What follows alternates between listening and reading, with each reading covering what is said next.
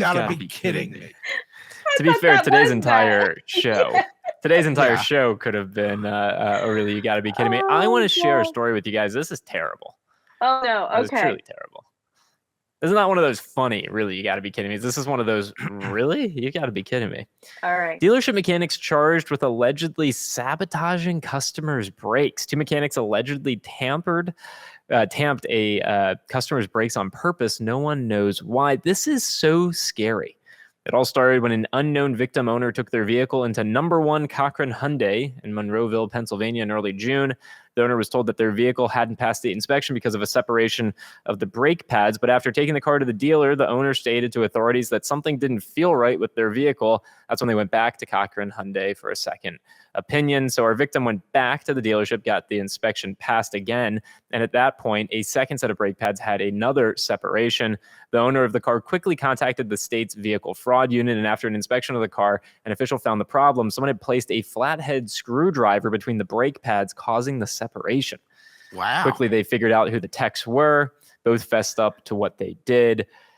This is, and they've been cited for criminal mischief and unlawful activities. The reason I shared this today, guys, I mean, Pops, our cousin Jed, he shared a story with me. He lives in Pennsylvania. He had to get his car state inspected every year in the state of Pennsylvania. He went to the dealership. It wouldn't pass state inspection because of XYZ issues. He goes to a local place down the street. It passes state inspection.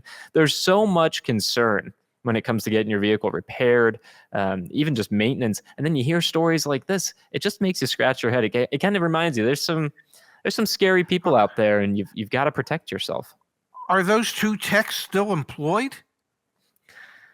That would be the first question.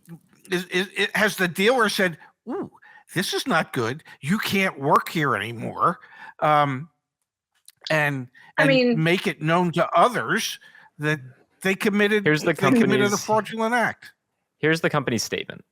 Okay. First, number 1 Cochran as a company has not been cited for anything. Second, the facts expressed at the press conference regarding the 2 team members who were cited are not accurate, and the truth will come to light. Multiple service personnel inspected the brake pads and all agreed that they did not pass inspection. It is our assessment that no one at number 1 Cochran forcefully separated the pads or in any way damaged them. That is not how we conduct business. This is not who we are.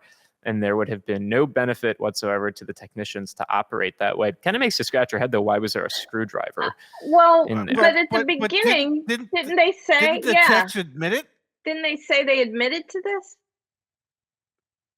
So Cochran is stepping forward and saying, "Oh, no, you do it." Okay, so it wasn't what us, they admitted, though. they lied about admitting to it. I mean, come on. Oh my God! Not a good look. This is pretty scary, isn't it? No, it is. It's absolutely scary. It is scary. And I think I saw that they were just going to get like a misdemeanor or something, like a slap on the wrist for it. So you could have killed somebody, but it's all right. All right, Dad, we have breaking news to report. Haven't seen this reported anywhere so far in the United States. Very proud that we get to break this. Let me hit on that. Dad, this comes by way of Sweden. Okay. A study was done. Yeah. Physical buttons outperform touchscreens in new cars test finds. Essentially, Dad, in Sweden, they did a test to see which is more effective, which is better for drivers. Can you believe it? Physical buttons are less distracting and more intuitive than having to, I don't know, tap on your screen 17 times to put on heated seats or whatever it may be. Isn't that fascinating? Oh, well, God bless the Swedes, I suppose, for sharing with the rest of the world what we probably all knew, which is, it's a lot quicker to push a button than to have to go through all the various screens to try and do whatever it is you're trying to do in your vehicle. And screens are a wonderful thing. You are 27 years old. You grew up with screens. Yep. That's all you knew in your life. When you have kids, they'll grow up with screens. But the presence of physical buttons to be able to do something, it gives you a greater sense of control. And when you push the button in, you actually feel like something is happening. To this day, Well, I just want to say, to this day, I still don't understand when I send an email and I hit the send button, how the hell it goes anywhere. I don't really feel like I've done anything. I'd rather put a stamp on it and have it go in an envelope and get delivered somewhere. But that's just me.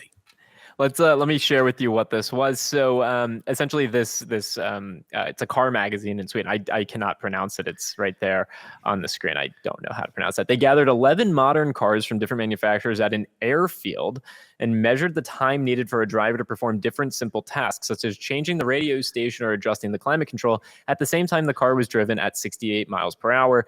They also invited an old school car without a touchscreen, a 17-year-old Volvo V70.